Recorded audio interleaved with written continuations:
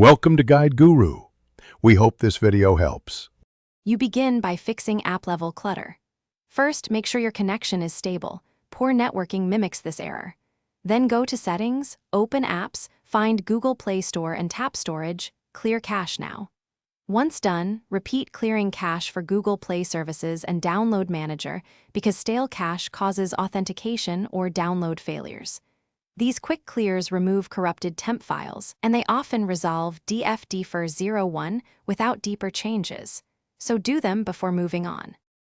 Next, force stop both Google Play Store and Google Play services to reset their runtime state. This prevents background locks. After stopping, remove your Google account from Settings right arrow Accounts. This clears stale tokens that trigger Df-dferh-01. Reboot the device to ensure processes restart cleanly. When the phone is back up, re-add the same Google account.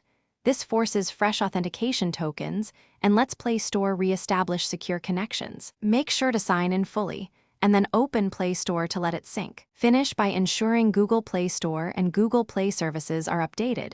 An old APK can fail token exchanges. If you still see Df-dferh-01, clear app data, not just cache for both apps, but note this reset settings. Also switch to a different network or toggle airplane mode to rule out ISP filtering. If none of this works, back up your data and consider a factory reset only as a last resort. It removes deep system corruption that other steps cannot fix. Thanks for watching. Consider subscribing if we helped you today.